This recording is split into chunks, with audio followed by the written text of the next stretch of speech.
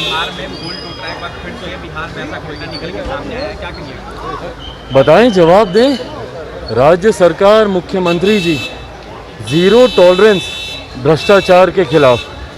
अगर ये तमाम पुल टूटना भ्रष्टाचार के मापदंड नहीं है तो और क्या है भाई? कहीं ना कहीं तो भ्रष्टाचार हुआ है, मिलावट हुई है।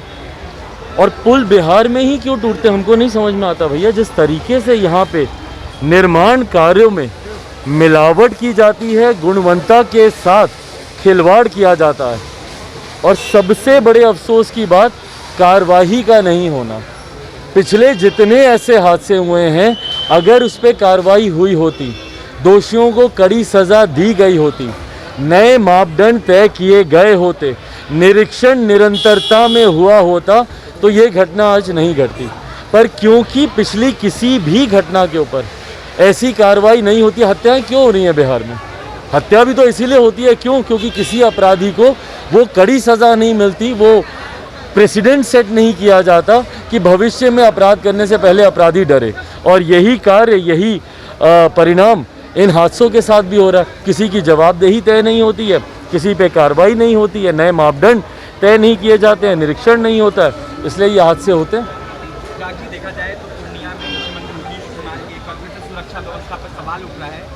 एक अज्ञात व्यक्ति पकड़ाया है जिसके पास 2 पिस्टल भी बरामद हुए, लेकिन अभी तक पता नहीं चला है वो व्यक्ति कौन है, क्या कहेंगे? भाई देखिए, मैंने बार बार इस बात को कहा है कि मुख्यमंत्री जी की सुरक्षा सबसे बड़ी प्राथमिकता। भाई प्रदेश के सबसे महत्वपूर्ण व्यक्ति प्रदेश के मुखिया हैं, वो साथ ही साथ हमारे प्रदेश के गृह मंत्री भी हैं।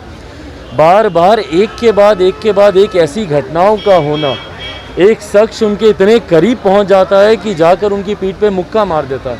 महज कुछ फीट की दूरी पर एक पटाखे जैसा बम उनकी सभा में फूट जाता है, और आज इस तरीके से एक संदिग्ध व्यक्ति हथियार के साथ चला गया।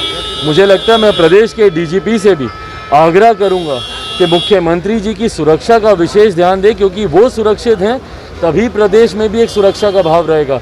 इस तरीके की घटनाएं बिहार में बढ़ रहे अपराध को और ज़्यादा बढ़ावा देती हैं, और लोगों में असुरक्षा का भाव और बढ़ता है जब लोग देखते हैं कि भैया मेरा मुख्यमंत्री सुरक्षित नहीं है, जो मेरे प्रदेश के गृह मंत्री भी हैं, अगर वही सुरक्षित नहीं है तो हम लोग कैसे सुरक्षित रहेंगे? तो इसीलिए उनकी सुरक्षा महत्वपूर्ण है।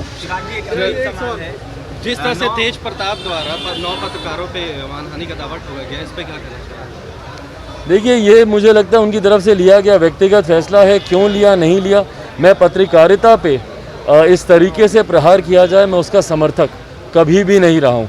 पत्रकार स्वतंत्रता है भाई, लोकतंत्र का चौथा स्तंभ है पत्रकारिता और पत्रकार।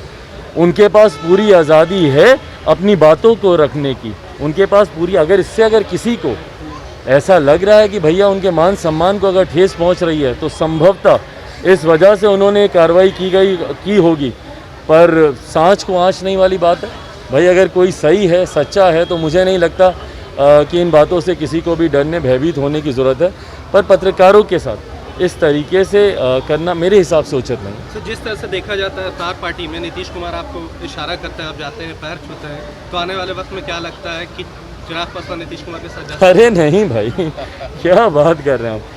देखिए, मैंने हमेशा इस बात को कहा है कि आपके व्यक्तिगत संबंध और राजनीतिक संबंध, ये दोनों अलग रखे जाने चाहिए, और व्यक्तिगत संबंधों को हमेशा राजनीतिक संबंधों से ऊपर रखना चाहिए।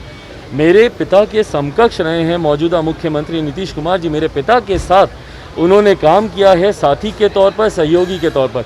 मैं उनकी नीतियों का विरोध करता हूँ। मैं नहीं मानता भैया कि सात निश्चय से बिहार का विकास हो सकता है, पर इसका मतलब कभी ये नहीं है कि मैं उनका व्यक्तिगत विरोध करता हूँ। मेरे लिए वो उम्र में, रुतबे में, तजुर्बे में सम्मानित हैं, बड़े हैं मुझसे, और ये सम्मान, जिस सम्मान के वो हकदार हैं, वो मैंने उनको हमेशा दिया है, भविष्य में भी देता रहूँगा। क्या लगता है भविष्य में साथ भी हो सकते हैं क्या? नहीं भाई, क्या बात कर रहे हैं। अगर आपको हमारा वीडियो पसंद आया हो तो इसे लाइक करें, सब्सक्राइब करें और साथ ही बेल आइकन दबाना ना भूलें।